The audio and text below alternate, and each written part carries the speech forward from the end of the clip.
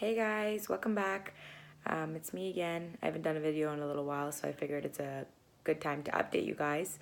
Um, the last time we spoke about kind of my beginnings with anxiety and like how it all began and where it all started from. I think that's a really important thing to realize on your journey of mental health is to realize where it all stemmed from and it all came from. And I think it's important to pay attention to those things because a lot of times we're like, well, I don't know where it started and I don't know where it came from and I don't know how this all happened to me. But there's always a root cause and there's always something that kind of, I guess you could say, triggers it. I spoke last time that I did group therapy, and I know there's other options that there's, doing CBT, which is cognitive behavior therapy. There's doing one-on-one therapy. There's light therapy. There's amples of options for people that go through this kind of stuff. Today's video, I kind of want to focus on more signs and symptoms because a lot of times I find that when we have anxiety or some sort of mental health issues, we think, oh, that can't be it. I'm just stressed. Or, oh, I had a bad day at work. Or it's been a bad week or a bad month. Or I had a bad day with my spouse or whatever it may be. But I think it's really important to kind of just reconnect with yourself and pay attention to yourself and what you're feeling and just paying attention to your body because your body tells you a lot. On the last video, I was explaining to you guys that when I first started getting anxiety, I thought I had the stomach flu because I kept throwing up. And that was my main symptom is my stomach. My stomach is really weak. I feel nauseous. I can't breathe. I feel like throwing up. I'm completely like lightheaded. I don't faint. A lot of people faint. A lot of people get sweaty.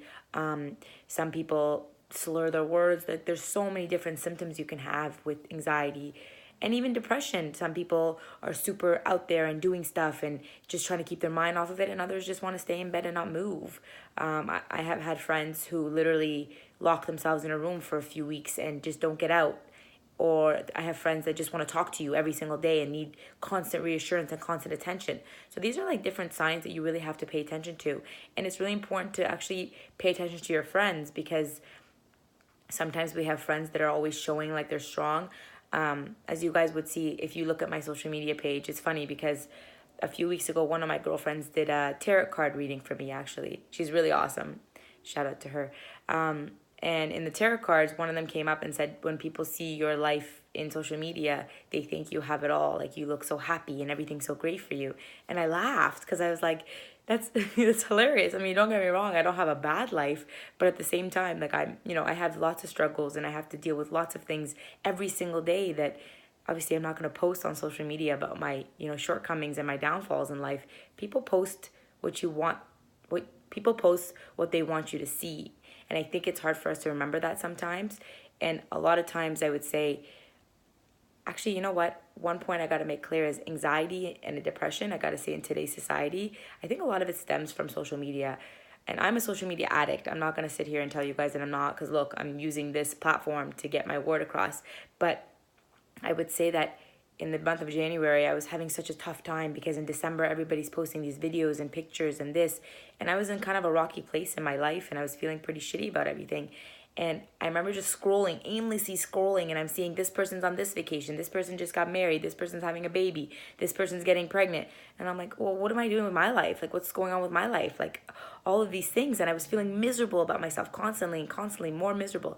And I actually took a little bit break from social media, and I found it actually helped my anxiety.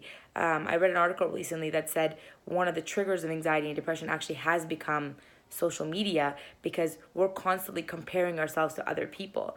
Oh, this person has this car, this person has this purse, this person has this body, this person has this house, whatever it may be. We're constantly comparing and saying, well, why don't I have that? Why don't I have this job? Why don't I have this life?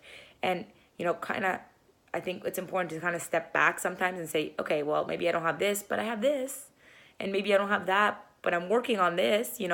So I think one big tip I can give is when you realize your symptoms and your triggers is to maybe pay attention to what triggers your anxiety.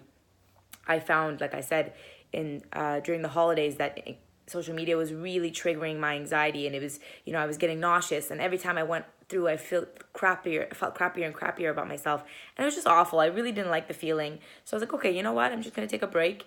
So now I actually have a lock on my phone after an hour of usage a day from Snapchat, Facebook, or Instagram, it locks me out. And yeah, obviously, if I really want to get into it again, I can. But I generally try not to use more than an hour a day because, like I said, I mean, I know half of you are probably aimlessly scrolling 20 minutes before this anyways, just going through all these different people's lives. And that's a main cause of feeling shitty about ourselves.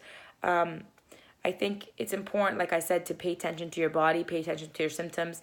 If you're feeling, overwhelmed, stressed out, if you're nauseous, if there's different things that you might feel that you're not used to, pay attention to these feelings. Your body usually knows something's wrong. And yeah, I mean, you might have the flu or you might have this or you might have that. But if it's not going away, then there's probably a reason why it's not going away. So I think that's really important to pay attention to those symptoms. And like I said, pay attention to your friends because sometimes people don't even know they have these things. I had a good friend of mine actually who, would come to me and be sad and upset and explain all the stories and the things he was experiencing in his life. And I said, dude, I think I'm not a doctor and I can't give you a complete diagnosis. But I'm pretty sure you're you're depressed, And he's like, no, I'm just, I've had a rough couple months and this and that. I'm like, no, depression isn't a rough couple months. Depression is something that lasts for a little while, or, situational depression might be, oh, it's a breakup, or oh, I just got fired from my job. But when you're feeling sad or down or crappy for a long period of time, that's not going through a rough time. That's something you need to pay attention to.